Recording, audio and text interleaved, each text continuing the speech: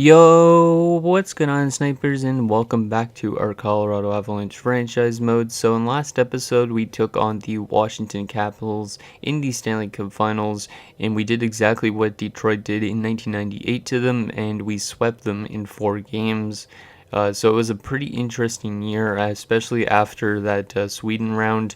Like, it was just an insane round, that one, and then in the finals, we managed to sweep Washington and cruise into the sunset with our first cup win.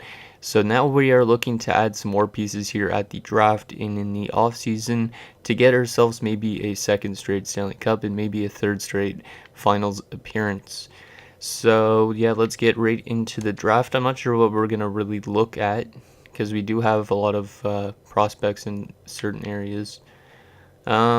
Based on our depth chart, I think we need left wingers the most, so we might go after some left wingers.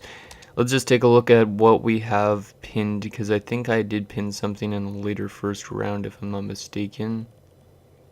Or maybe not. Maybe that was a different draft. Let me go to gems and busts.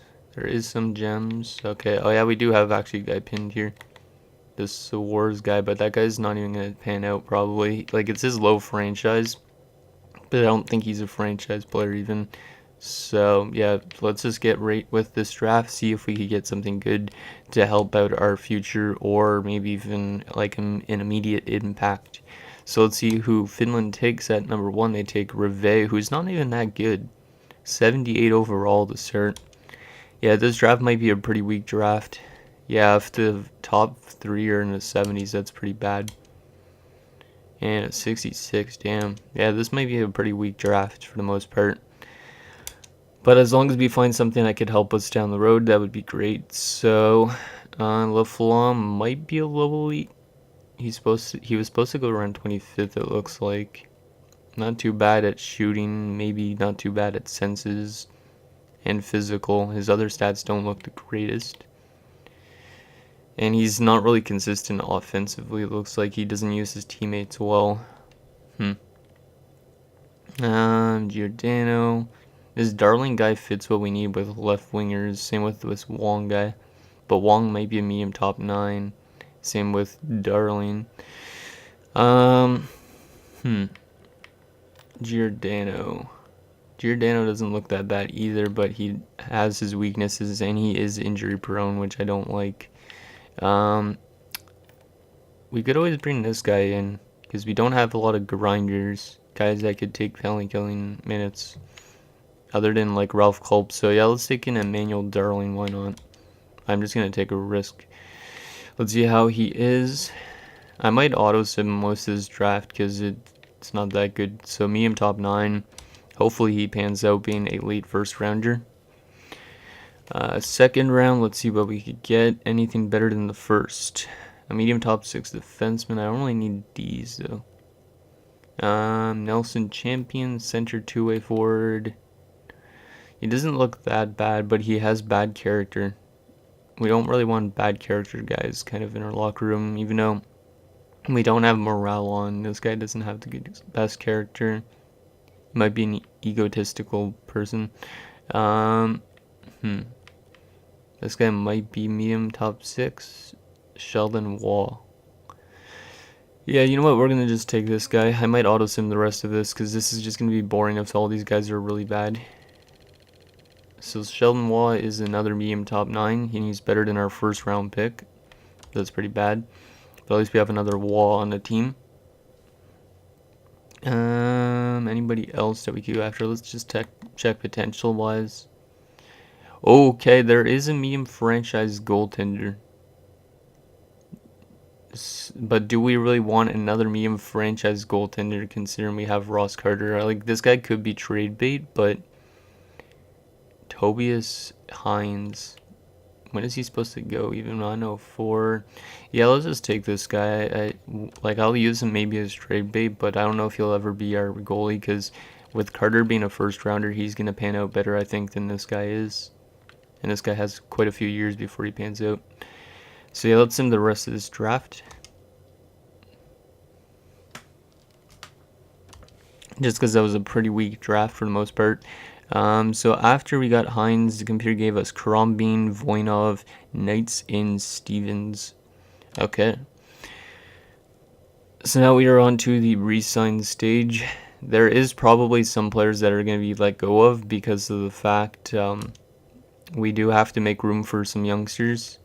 So they're probably going to be like guys that leave. Like I think maybe even Forbes. I think he's on his last year of his contract. He might be leaving even though he did have that huge goal in the playoffs in game 1 of the 3rd round. So there you go. But yeah, I'm hopefully able to get most of those guys back. But we are gonna have to let go of some just to make roster space. So Ralph Culp, he needs a contract renewal. He only wants 1 year at $1 million.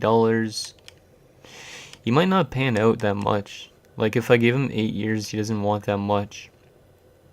So I'm kind of concerned about Ralph Culp. He might not actually end up panning out that well. So, but he could be still a good penalty killer. Let's just give him this 1 year that he wants, 900K.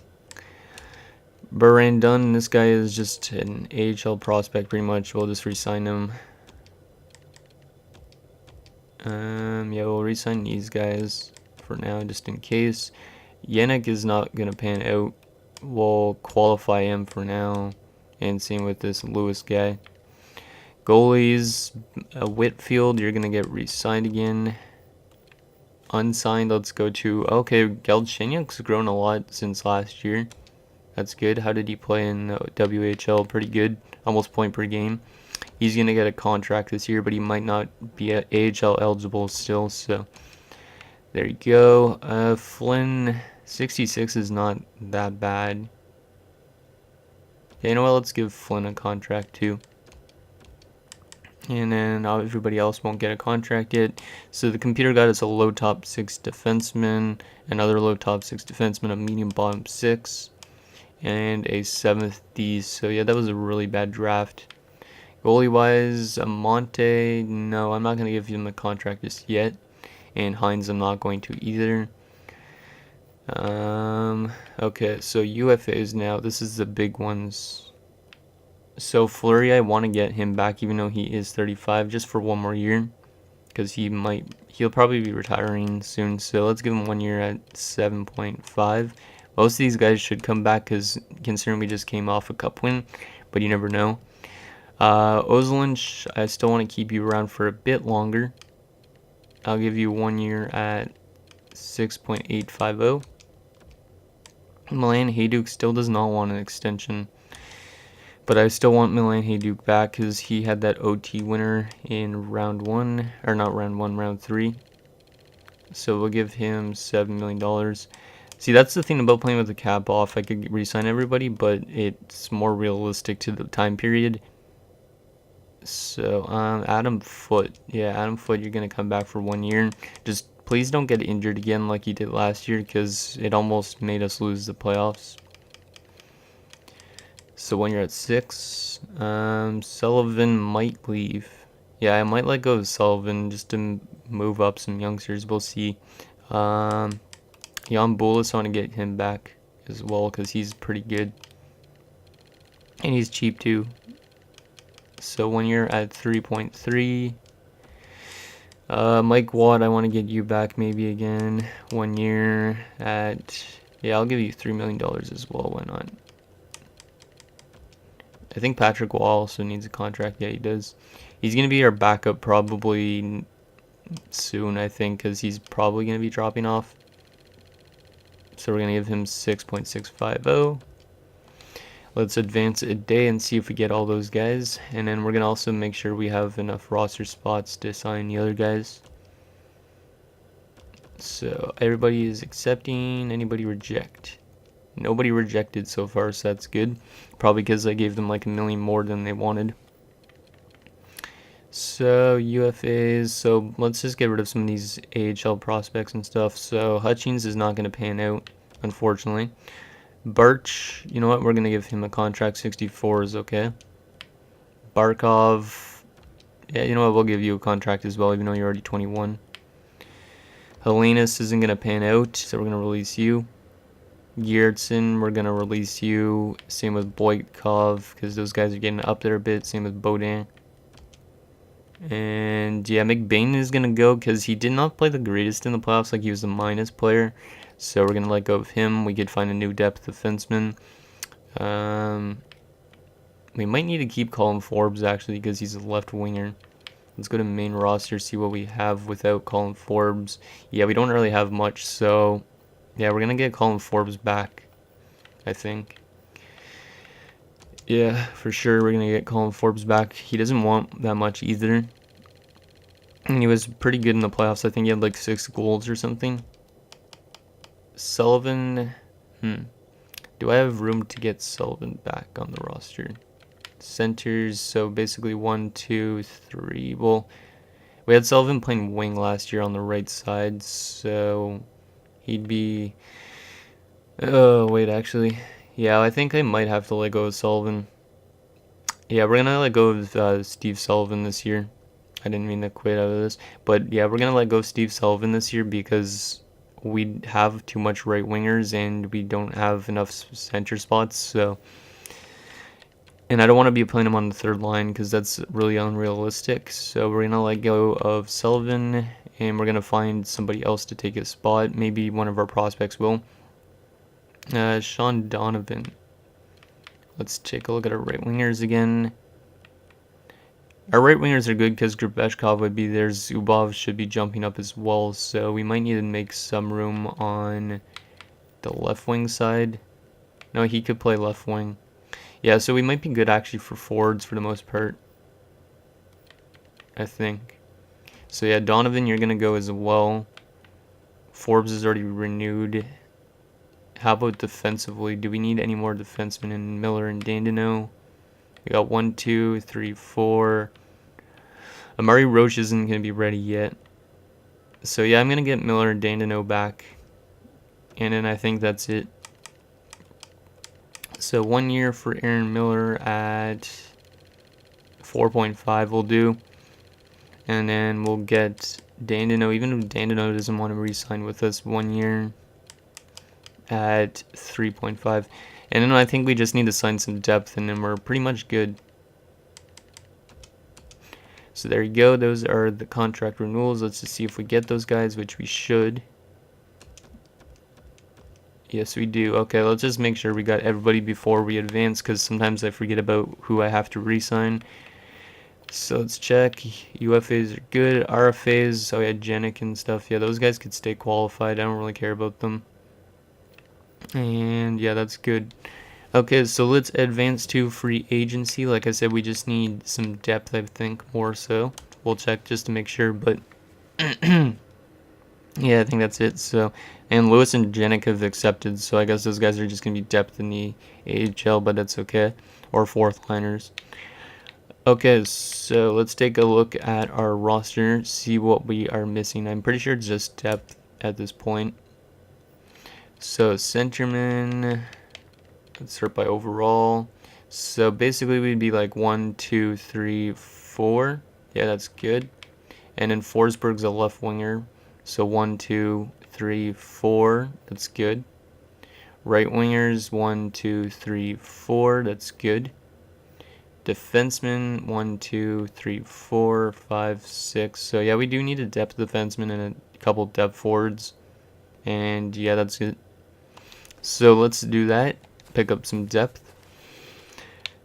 Just like what we do pretty much every year. Like last year we signed Dave Anderchuk, and then he just retired in the off season. So the loss of Sullivan's not that bad. He's the best free agent available, it looks like. So some team's gonna get a good center. So let's go with a depth centerman actually first. Nothing like when a street cleaner drives by when you're in the middle of recording. It's so annoying. But anyways, let's see what we got here for depth. There's not... What the heck? Wow, it drops off to 50s. Why are those 50 guys up there? That's weird. Wayne Primo, that's a perfect one. He's a depth forward. 1 year, one way we'll give you, and we'll give you, let's go with $1,400. Pretty good for a young depth defender, or not defender, centerman. Depth defenseman wise, let's see if there's anything good. 70 somethings. You know what? We're gonna do this. Even though I just see this guy here, Iwi Krupp. We're gonna bring him back. Considering he had the Stanley Cup winning goal with Avalanche in '96, why not bring this guy back? Just because, even though he's probably not gonna get to play much, might as well bring him back to this club. And then let's get a depth right winger. If there even is any. There's one, Brett Hull. Wow, Brett Hull's a depth forward now. Okay, we're going to bring in Brett Hull. Because Brett Hull is a good luck charm as long as his skate isn't in the crease. So there you go, $1,700. And we are good to go.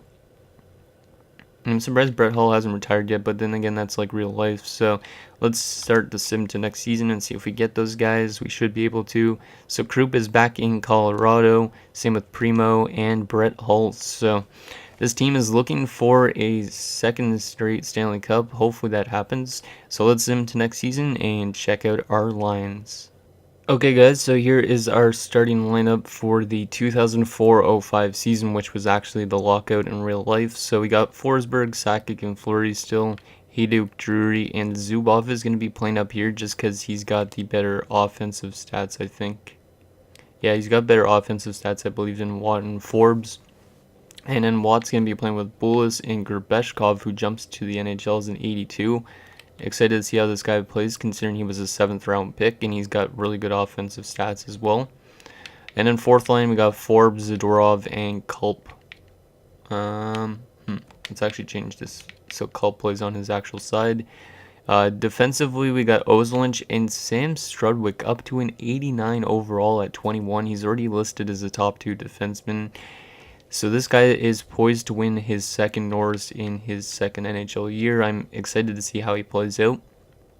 And then we got Foote and Darmour, Dandino, and Miller.